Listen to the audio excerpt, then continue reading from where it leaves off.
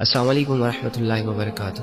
میری بات سنو، چاہے تم لڑکی ہو چاہے تم لڑکے ہو، پورے غور و فکر سے اور دل سے اور پوری سننا۔ تمہارے دل میں بھی گلے شکوے ہیں نا کہ کوئی نہیں ہے تمہارا؟ کسے بتاؤں اپنے دل کے راز؟ یہ دنیا میرے ساتھ ایسا کیوں کر رہی ہے؟ یہ لوگ میرے ساتھ ایسا کیوں کر رہے ہیں؟ اور میں خود بھی کچھ کر کیوں نہیں پا رہا؟ آخر میں ایسا کیوں؟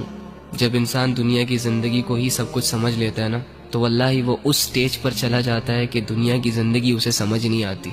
اینی ہاؤ، تو ایک کام کر، آج رات جب سب سو جائے نا تو چھپکے سے اٹھنا، کسی کو کانوں کان خبر نہیں ہونی چاہیے، اور سب سے الگ تھلگ ہو کر جا نماز پکڑ، بچھا اور اس پر کھڑا ہو جا، ہاتھ باندھ، آنکھیں بند کر، امیجن کر کہ تیرا رب تیرے سامنے کھڑا ہے، وہ رب جس کا تو بندہ ہے، اور اسے اپنا سب کچھ مان، اور یہ تصور کر کہ آج میں اپنے رب کو اپنی حالت دکھانے آیا ہوں، آج میں اپنے رب سے اس دنیا کی شکایتیں کرنے آیا ہوں، آج میں اپنے رب سے دل کے راز بیان کرنے آیا ہوں۔ 2 رکعت نفل نماز پڑھ، اور نماز پڑھنے کے بعد جھولی پھیلا دے، ہاتھ اٹھا دے، بچھا دے خود کو، اور دل کی گہرائیوں سے پکار اپنے اس رب کو جو تیرے دل کے حال کو جانتا ہے، جو تب بھی تیرے ساتھ تھا جب دنیا تیرے ساتھ نہیں تھی، جو تب بھی تیرے ساتھ تھا جب دنیا تجھے جانتی نہیں تھی، اور جو آج بھی تیرے ساتھ ہے۔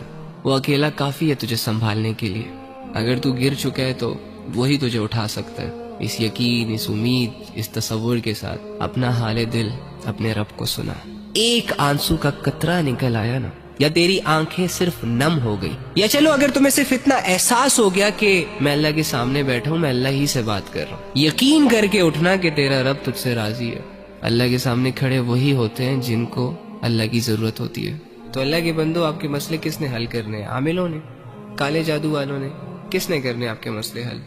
اللہ نے کرنے ہیں نا۔ تو اللہ کہاں ہے؟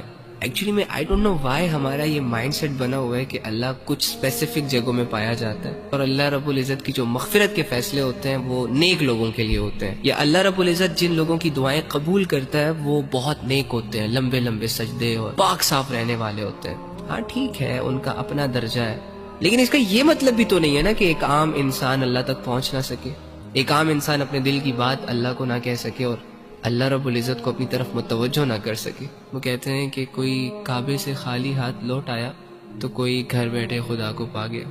آپ کو نہیں لگتا کہ جو کمزور ہوتے ہیں، جو عام لوگ ہوتے ہیں، جو مظلوم اور فقیر قسم کے لوگ ہوتے ہیں، جو خالی ہاتھ ہوتے ہیں، معاشرے کو زیادہ تر ترس انہی لوگوں پر آتا ہے؟ تو اگر آپ اپنے آپ کو یہ مان بیٹھے ہیں کہ ہم گنہگار ہیں، ہم بدکار ہیں، تو دوسری جانب یہ بھی تو یقین کر سکتے ہیں نا کہ اللہ رب العزت آپ کی طرف زیادہ رجحان کرے گا۔ اللہ کے بندو، اللہ کہہ رہے میں تمہارے اشارت کے بھی قریب ہوں۔ اس اللہ سے اپنے مسئلے حل کرواؤ جو اللہ ساری زبانوں کو سمجھتا ہے، جو اللہ دل کے حال کو جانتا ہے۔